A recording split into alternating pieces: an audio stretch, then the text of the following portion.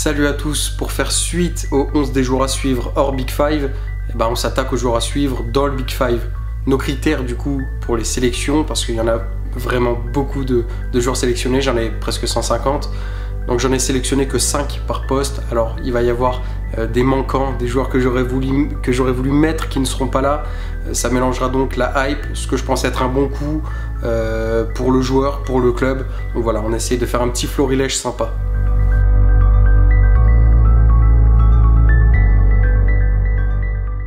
En commençant au cash du coup avec Seine Lamans pour 21 millions, il a rejoint Manchester United, donc c'est un gardien belge de 23 ans, il était à Antwerp en Pro League, donc pour ceux qui le connaissent, vous savez que c'est un bon gardien. Alors on sait qu'il ne va pas changer à lui seul le visage de United, mais par contre Bayindir et Onana c'était vraiment compliqué, donc un petit talent et pourquoi pas le nouveau gardien d'United qui connaîtra de nouvelles belles heures. Le second choix, c'est Lucas Perry. On le connaît pas mal dans notre championnat de Ligue 1. Il a rejoint Leeds pour 16 millions d'euros. Alors, pour ceux qui l'ont vu évoluer, vous savez très bien que c'est pas le prix qu'il vaut réellement. Lyon a dû brader un petit peu le joueur. Donc, c'est un super coup de la part de Leeds. Il a déjà 27 ans, mais c'est un joueur qui, même en arrivant sur le tard, a vraiment une nette progression et un plafond encore inexploité, je pense. Le troisième coup, alors lui il va peut-être vous étonner, mais je trouve que ça a tout d'un bon coup, c'est Kevin Trapp qui a signé donc au Paris FC, l'autre Paris, pour 1 million d'euros. Alors c'est un bon coup déjà pour son prix, aussi pour son niveau, parce qu'il est loin d'être pourri malgré une blessure la saison passée. Il y a vraiment un niveau qui reste encore plus que correct. C'est un joueur aussi qui traduit énormément les consignes du staff aux joueurs qui ne parlent pas français, donc c'est un facilitateur au niveau du langage, et également il y a une clause qui indiquerait qu'il serait potentiellement égérie auprès de Louis Vuitton suite à sa carrière quand il aura pris sa retraite. Donc ça c'est peut-être pas footballistique, mais ça reste tout d'un bon coup marketing en tout cas. Donc ça allie les deux pour moi, je pense que c'est vraiment un bon choix. Risser, il a 20 ans, il a été acheté à Strasbourg pour 3 millions et là je pense que Lens a fait une sacrée affaire. Il a été appelé donc avec les Bleuets pour connaître ses premières sélections il me semble, et franchement je vois en lui un nouveau grand gardien français. Je suis peut-être un petit peu dans l'expectatif, mais je vois vraiment Robin Risser de grande qualité, il me fait beaucoup penser à Lucas Chevalier et je crois vraiment que pour 3 millions c'est un coup énorme. Je le vois vraiment continuer la progression et atteindre des hauteurs qu'on a un peu du mal à envisager tout de suite. Mais notre titulaire, on a évoqué son nom, c'est Lucas Chevalier, 40 millions, 23 ans. Ça a fait un petit peu jaser, parce que le départ de Gigi n'était pas forcément voulu de tous les supporters. Je pense que c'est l'une des meilleures décisions possibles qu'ils aient prises. Je l'ai déjà évoqué dans une autre vidéo, mais c'est un top gardien. Il va cocher toutes les cases, ou à peu près, que souhaite Luis Enrique. Franchement, il n'y a pas photo. Je crois que, et pour le club et pour le joueur, il n'y avait pas une meilleure option. Au niveau de nos latéraux droits, on a pour commencer 3 pistons, 3 joueurs qui peuvent et évoluent généralement plus haut. Jérémy Frimpong pour 40 millions à Liverpool. Alors c'est un énorme coup, s'il arrive à son max, s'il arrive à son meilleur niveau, c'est que bénéfique. Mais par contre j'ai un petit souci au niveau du profil pour Liverpool. Voilà, il joue une défense à 4 principalement, et au niveau des blessures. Voilà, ça fait quelques temps qu'il se blesse assez régulièrement, donc je suis assez curieux. En tout cas, s'il arrive à être épargné, on sait ce que ça peut donner. Nicolas Zalewski qui est parti donc à l'Atalanta Bergame pour 17 millions pardon. Je trouve que c'est aussi un bon coup, on n'en parle pas assez. Il a écumé un petit peu les clubs en Italie, mais je crois vraiment qu'il y a un potentiel à exploiter pour le Polonais. J'ai pas vraiment compris pourquoi l'Inter l'a lâché, peut-être que c'est une volonté du joueur pour avoir plus de temps de jeu, mais voilà, dans une période où l'Atalanta semble être un peu dans le creux de la vague, je pense que ça peut être l'un des visages qui les fait renaître.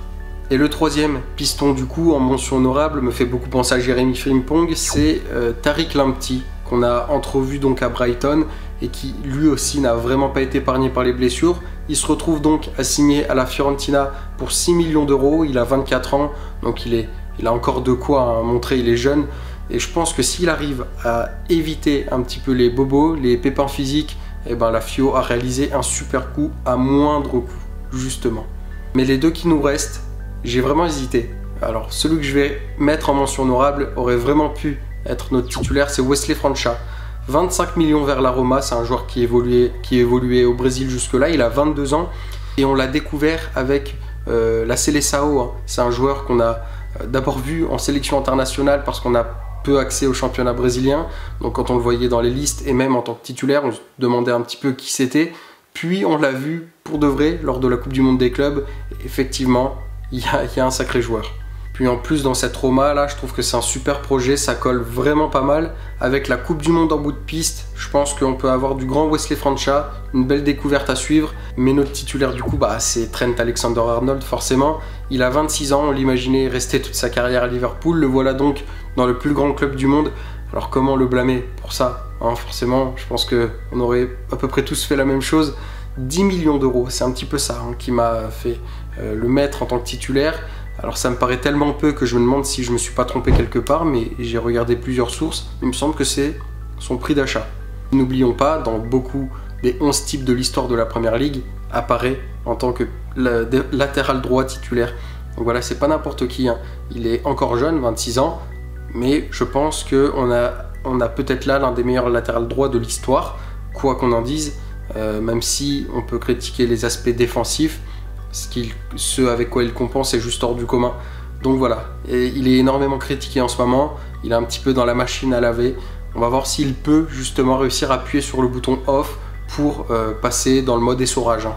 À gauche, Miloš Kerkez, évidemment on a évoqué Frimpong à droite. Kerkez c'est un indispensable à gauche dans cette liste de nouvelles recrues, 46,9 millions.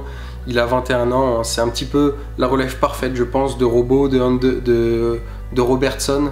Il a un petit peu tout, il arrive à être très fort offensivement, mais aussi intéressant défensivement. Il a une caisse physique vraiment volumineuse, j'aime beaucoup. Miguel Gutiérrez, 24 ans, l'Espagnol a rejoint Naples. Il était dans un Gérone pas extraordinaire, mais lui a réussi à l'être. Excellente saison de sa part, et dans un Naples vraiment attirant. Donc là actuellement il est blessé, mais il va pas tarder à revenir de blessure, et je pense que c'est un super choix. Pour encore une fois le club et le joueur. Quentin Merlin également, ça me semble être un superbe coup, 13 millions en direction de Rennes, dans un contexte plus simple, peut-être qu'il aura la tête plus reposée, il aura l'esprit plus tranquille, donc avec ce souci de pression dont il sera épargné, peut-être qu'il sera encore meilleur. Moi j'ai un faible pour ces passes claquées, là ces centres ras de terre qui sont d'une qualité sincèrement que j'ai rarement vu, voilà. Il faut le dire, j'ai rarement vu des passes aussi bonnes de la part d'un joueur que de celle de Quentin Merlin. Je pense qu'il va réussir à choper ses 10 passes D en Ligue 1, ça me choquerait absolument pas. Et je crois que ces lacunes défensives, elles sont corrigibles, tellement noyées par ce avec quoi il compense offensivement, ça me dérange pas tant que ça. Et notre dernière mention honorable à ce poste-là, c'est Maxime De Cuyper, vendu 20 millions à Brighton, il a 24 ans maintenant. Il a vraiment une qualité géniale avec ballon, j'aime beaucoup le profil. En match de qualification à la Coupe du Monde avec la Belgique, c'est 4 matchs, 2 buts, 2 passes décisives. Il est en train de prendre une épaisseur assez importante, que ce soit en sélection et en club. Le voici enfin dans le Big Five, on va pouvoir le juger avec un œil un peu plus critique. Mais mon préféré, c'est El Hadji Malick Diouf. Le Sénégalais de 20 ans a rejoint West Ham pour 22 millions, il était au Slavia Prague. Hein. Des top débuts en première ligue, un but, une passe décisive en ce début de championnat. Donc voilà, déjà une importance, en sélection aussi, c'est un titulaire. Je l'appelais de mes voeux depuis Prague, maintenant je l'appelle de mes voeux dans un club encore plus grand que West Ham. Voilà, j'espère qu'il sera à la hauteur de nos attentes parce que j'ai vraiment l'impression qu'on a là un joueur qui signera dans un top club d'ici peu. En défense centrale, on a pour commencer un joueur qui a signé librement au Bayern Munich, c'est Jonathan Tah. Alors évidemment, c'est un top coup, hein, quand tu signes un joueur libre de cette envergure, c'est génial. Il a 29 ans maintenant, bon, ok, mais c'est un transfert logique qui aurait dû se faire depuis un moment, j'ai l'impression. Et il vient colmater un souci à ce poste-là, un Kim Min-jae, j'étais pas vraiment fan. Je pense qu'il va beaucoup aider Dayo Upamecano. Et le joueur qui l'a remplacé, du coup, à Leverkusen, c'est Jarell Quansah. Pour 35 millions, financièrement, ils font pas une belle opération, le laissant partir Tah librement et Quansah pour 35 millions, mais en termes de qualité et de projection à l'avenir, ça me semble être vraiment un bon coup. Il a 22 ans et il me faisait déjà de l'œil à Liverpool. Là maintenant, il va avoir un peu plus de temps de jeu pour s'exprimer sans Konaté et Van Dijk dans les pattes. Il a déjà été appelé par Tourelle en sélection anglaise. Il n'a pas joué, mais voilà, c'est bon signe pour lui. Oliver Boskagli arrive à Brighton et ça, franchement, je suis complètement fan d'autant plus que c'est librement, gratuitement. Bon, ça c'est vraiment un super coup, il a déjà 27 ans, ça m'embête un peu parce que j'ai l'impression qu'il arrive un peu trop tardivement dans le circuit des défenseurs centraux avec un fort potentiel et il a tout pour réussir sur Zeuler. Je suis un petit peu plus inquiet quant aux défenseurs centraux titulaires avec Dunk et Van Eyck qui est un petit peu imbougeable, j'ai l'impression pour le coach, mais voilà, s'il arrive à se faire un trou, ça peut être vraiment très intéressant tant le style de jeu colle parfaitement. Je pense qu'il peut rêver plus grand, mais il va falloir s'activer parce que déjà 27 ans, mais j'ai au fond de moi l'espoir qu'il puisse exploser cette saison et pourquoi pas se faire un trou dans la liste de Didier Deschamps qui manque cruellement de central gaucher. Mais nos deux titulaires, franchement, c'est génial, ces deux joueurs qui ont signé en Liga espagnole, à commencer par Dean Huijsen, évidemment on ne peut pas passer à côté. Autant vous dire que je n'ai jamais vu un défenseur avec un tel potentiel, un tel niveau. Ça m'avait même pas fait cet effet pour Pau Cubarsí quand on l'a vu arriver sur la scène européenne. Là pour Dean Huijsen, j'ai l'impression de voir l'un des joueurs qui va marquer l'histoire. Vraiment, il a tout pour plaire. Un joueur aussi polyvalent, créatif à son poste là. Dans la modernité, on va dans ce sens-là de toute manière. Et lui, franchement, il le pousse à son paroxysme. Et pour l'accompagner à ses côtés, il y a moins de qualité, c'est sûr, mais il y a un potentiel très intéressant. C'est celui de Renato Veiga. Le Portugais de 22 ans a été acheté par Villarreal pour 24,5 millions d'euros. Et il a pris cet été un pic de hype assez important. On l'envoyait dans pas mal de gros clubs et le voir choisir Villarreal, bah ça m'intrigue. Villarreal a réalisé un mercato vraiment très curieux. Donc voilà, j'ai hâte de suivre ça. Au milieu de terrain désormais, on commence par Samuel Ricci, 23 millions en direction de Milan. Il a 24 ans et j'adorais déjà au Torino. Il avait quelques temps de jeu en sélection, mais pas tant que ça. Voilà, et je pense que là, il va pouvoir prendre cette épaisseur. Et les milieux rossoneri donnent envie cette saison. Hein, je vous les cite, il y a du Gachari, Modric, Rabiot, Loftus-Cheek, Fofana.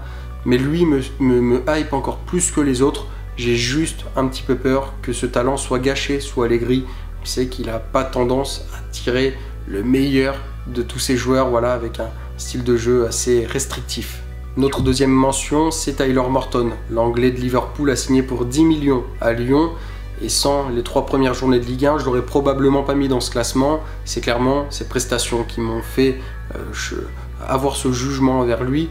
Mais vraiment, il a l'air au-dessus du lot. En Ligue 1 en tout cas, il a un niveau technique qui me semble similaire à la Première Ligue. Et c'est le fait de ne pas connaître le joueur, de ne pas le maîtriser, qui crée davantage une belle surprise. Donc forcément, on va foncer dessus, hein, monter dans le train et attacher sa ceinture. Notre troisième mention, avant de citer nos deux titulaires, c'est Paul Pogba qui arrive librement à Monaco. Alors on sait que ça a tout un coût médiatique, on sait qu'il n'arrivera probablement pas à enchaîner les matchs, c'est quelque chose qui reste fortement envisageable. C'est simplement l'idée de le revoir fouler une pelouse, le revoir sourire. C'est un joueur qu'on a tellement tous aimé, hein, et qui a tellement eu un niveau plafond extraordinaire qu'on ne peut que se réjouir de ça. Le capital sympathie de Paul Pogba est immense et l'idée, le rêve, l'utopie de le voir de nouveau appelé en sélection reste dans un coin de ma tête. Alors je le mets dans cette liste sans sourciller. Et si on parle de nos titulaires désormais, on commencera par citer Matheus Fernandes. C'est donc le milieu de terrain portugais de 20 ans qui vient de réaliser un Euro Espoir assez bon, très bon même. Il a été élu la saison dernière meilleur joueur de la saison par les supporters de Southampton et a signé donc à West Ham pour 44 millions d'euros. Ça me paraît cher, ça c'est sûr, mais je pense que le niveau du joueur n'est pas encore connu de tous et j'ai l'impression que ça reste quand même un coup très intéressant. Les prix sont un petit peu ceux d'aujourd'hui, donc voilà, ça ne sert à rien d'être alarmé par ça non plus. Et pour l'accompagner, Tijani Reinders, évidemment, il a 27 ans, il perce un petit peu sur le tard, hein. C'est un petit peu fou de le voir avec autant de hype à cet âge-là. À Milan, évidemment, on le suivait plus ou moins, mais ça fait pas 3 saisons non plus qu'il est exceptionnel. Donc j'ai hâte de voir ce que ça peut donner sous Pep, en 6, en 8, en 10. Voilà, j'ai l'impression que ça sera plutôt dans un double pivot avec Rodri, mais ça reste à voir. Voilà, très curieux en tout cas.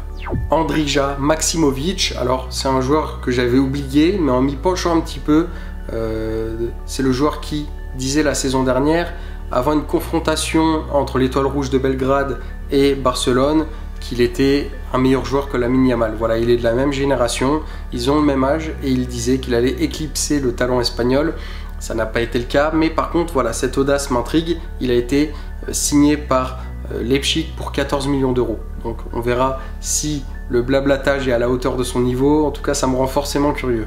Malik Tillman est celui qui doit succéder à Florian Wirtz, donc c'est vraiment une tâche pas évidente. Il a été donc acheté par Leverkusen pour 35 millions d'euros et à 23 ans, il prend enfin cette épaisseur qu'on attendait. Peut-être que c'est lui qui portera les USA lors de la prochaine Coupe du Monde dans son pays, en partie pour potentiellement quelque chose d'historique, hein, va savoir. Il a déjà marqué pour son premier match avec Leverkusen, j'attends de voir la suite. William Boving, vous savez déjà, c'est ma pépite, c'est mon petit joueur, je l'aime beaucoup. Il est enfin dans le Big Five avec Mayence, il a été acheté 3,5 millions d'euros. J'ai regardé sa première rencontre, elle était hier à l'heure où je m'enregistre, ça s'est vraiment pas très bien passé pour lui. Mais voilà, il est jeune, temps d'adaptation, c'est quelque chose que je vais suivre avec beaucoup d'intérêt. Et juste avant d'en arriver à notre titulaire, on cite notre dernière mention honorable qui n'est autre que Kevin De Bruyne, signé à Naples librement. Il a 34 ans certes, mais voilà, le niveau ça se perd pas du jour au lendemain. Dans un Naples en plus de ça séduisant, je suis très curieux de le voir dans un nouveau contexte que celui de City, pas aussi confortable que sous Pep Guardiola hein, forcément, et voir comment l'association avec Antonio Conte peut fonctionner entre ces deux forts caractères. Mais notre titulaire, franchement, il n'y a aucun débat sur Ryan Cherki. Il me hype tellement, ça me semble tellement être un bon coup. 36,5 millions d'euros. Dans ce foot actuel, ça paraît vraiment pas grand chose pour le joueur. Et le potentiel qu'il représente, il a 22 ans. Ça fait déjà 15 ans qu'il est sur la scène européenne. Mais il est si fort. Le voir sous Pep, c'est quelque chose qui forcément fait un petit peu saliver. Objectif équipe de France, objectif Coupe du Monde, j'imagine pour lui. C'est quelque chose que j'aimerais voir en tout cas. Je pense qu'il peut servir. Hein. C'est un joueur qui, en plus de ça, dans ce foot moderne, arrive à créer des choses rares qu'on voit peu. Voilà, c'est un joueur qui arrive à défrayer les blocs bas et c'est quelque chose qu'on voit tellement. Ça fait pas partie des qualités de tous les joueurs actuellement. C'est très plaisant à voir. On passe sur les ailes, à commencer par celle de droite Ernest Poku, acheté pour 10 millions au Bayer Leverkusen. Ça a été l'un des sauveurs il a été un sauveur pour cette équipe des Pays-Bas lors de l'Euro Espoir. Alors j'ai envie de le voir continuer sur cette lancée. Hein. À Alkmaar, il était pas mal également. Alors ma petite inquiétude, c'est que Leverkusen n'a pas l'air de jouer avec des ailiers à proprement parler, plutôt des joueurs derrière en soutien du neuf. Mais bon, je vais voir comment il s'intègre à ce système-là. Si on veut être davantage positif, on sait que la Bundesliga, notamment à Leverkusen, c'est un terrain d'expression assez important pour les jeunes joueurs avec ce profil-là. Nicolas Kuhn, son parcours m'intrigue énormément. Il a été acheté 19 millions à Côme, le Como de Fabregas. Il a maintenant 25 ans et il connaît vraiment un parcours exotique, je vous cite. En jeune, il a été donc à Leipzig, à l'Ajax et au Bayern Munich. Et une fois qu'il est rentré dans le monde professionnel, il est rentré en pro, en D2 allemande. Ensuite, il a été en Autriche, en Écosse, au Celtic plus précisément. Puis, il est maintenant dans le Como de Fabregas, comme on a dit. Donc vraiment, ce parcours inhabituel me rend curieux. On l'a vu être notamment très bon en Ligue des Champions l'année dernière avec Celtic, face à son club formateur, le Bayern. Le petit plus, c'est pourquoi ne pas l'imaginer en sélection. Voilà, c'est quelqu'un qui ne la connaît pas, un joueur qui ne la connaît pas, mais j'ai l'impression que la concurrence n'est pas si féroce en Allemagne. À son poste, on pourrait avoir du Gnabry, du Leveling. Voilà, je crois qu'il y a un coup à faire pour lui. Anthony a été acheté définitivement par le Betis, et ça, c'est forcément une bonne nouvelle. On se réjouit de ce genre d'histoire-là. Il était si mal à United, il n'était plus que l'ombre de lui-même. Moqué, c'était la risée de tous. Mais voilà, on sait qu'initialement, c'était un bon joueur hein, du côté de l'Ajax. Pourquoi il aurait perdu son niveau? Je pense que ça se passe surtout mentalement. On a vu à Betis, lors de son prêt, que c'était beaucoup mieux pour lui. Le voir pouvoir s'épanouir dans un contexte et le voir retrouver un niveau, forcément, ça me rend curieux, ça m'intrigue. Dylan Bakwa, vendu à Nottingham pour 35 millions, voilà, plus cher que Ryan Cherki. Petite comparaison, je suis un peu dégoûté qu'il soit parti de Strasbourg parce que je le trouve spécial ce joueur et j'aurais aimé le voir encore une saison en Ligue 1. Voilà, pour mon championnat, c'est du chauvinisme, mais voilà, c'est quand même un championnat compétitif, largement le plus compétitif du monde, la Première Ligue. Donc on va voir ce qu'il peut donner. Il va se frotter aux grosses cylindrées. Mais notre titulaire, c'est Estevao. Alors, il a 18 ans. 18 ans, je pensais qu'il en avait un peu plus, mais au final, il a l'âge de Lamine Yamal.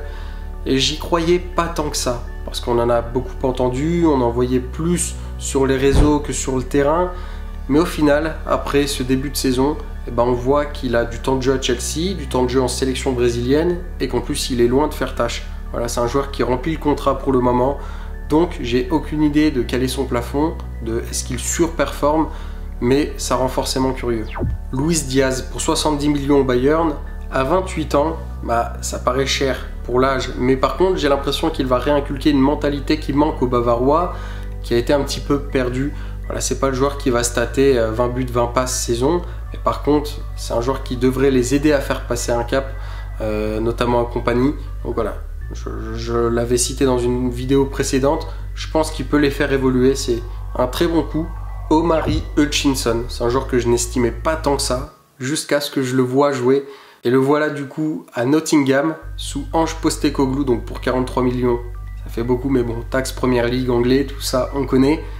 Mais sous Postecoglou, je pense que ça peut être un littéral feu d'artifice. Ça va être un joueur vraiment qu'on va en avoir plein les yeux, plein la vue. Et je pense qu'il va évoluer à gauche. Voilà, c'est un joueur qui est davantage axial, second attaquant sur le papier. Mais voilà, il devrait jouer davantage à gauche, d'où sa position dans ma liste. Alex Baena est aussi de cette mention honorable, 42 millions à l'Atlético Madrid. Je pense qu'on risque aussi d'être ébloui. Il y a aussi peut-être potentiellement des places à aller chercher en sélection. Nico Williams est assez fragile. J'ai juste un peu peur qu'il soit bridé sous Simeone dans ce 4-4-2. On sait que les ailiers ne sont pas les plus offensifs du monde, hein. Ça va beaucoup faire le travail défensif.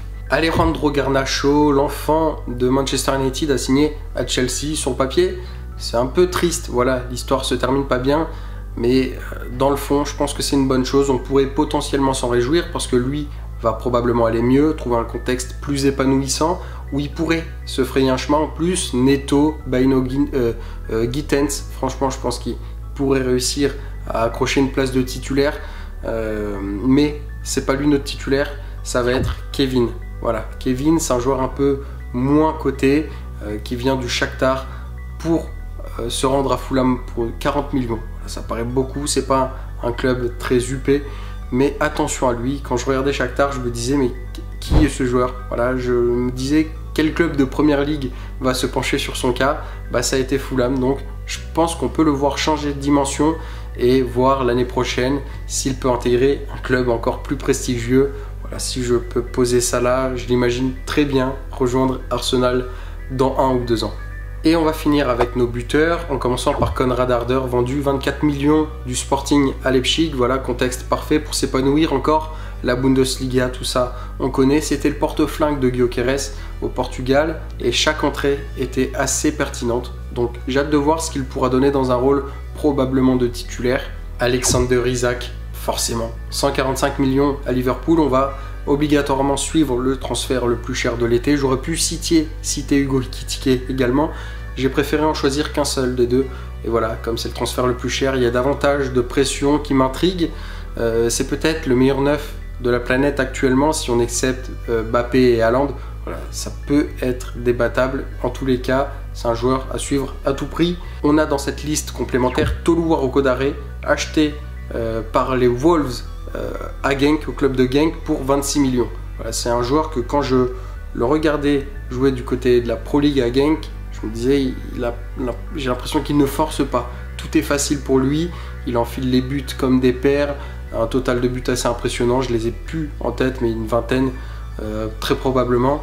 Voilà, ça avait l'air facile, il avait l'air de pas tant forcer que ça. Alors j'espère que c'est pas que de la nonchalance, que c'est pas un manque d'envie, parce que la première ligue forcément va lui poser d'autres problèmes, mais les facilités qu'il a m'ont tellement intrigué que quand je l'ai vu arriver, je me suis dit il va peser sur toutes les défenses anglaises sans aucun souci. J'en attends beaucoup de lui en tout cas. Et la dernière mention honorable de cette vidéo, c'est Jonathan Burkardt, 21 millions du côté de Francfort. Alors c'est peut-être le prochain buteur que Francfort va réussir à vendre une 60aine de millions. Qui sait, on sait qu'ils sont experts dans ce domaine-là. En tout cas, j'aime beaucoup le profil. Il n'est pas ultra grand, il n'est pas ultra rapide. C'est juste un attaquant complet qui va peut-être devoir avoir un temps d'adaptation du côté de Francfort. Mais je me dis, pourquoi pas, là, le nouveau bomber de l'Allemagne en sélection. Et si ma réponse est non, c'est parce que notre titulaire s'appelle Nick Woltemade, qui lui, pour le coup, a beaucoup plus de prédisposition.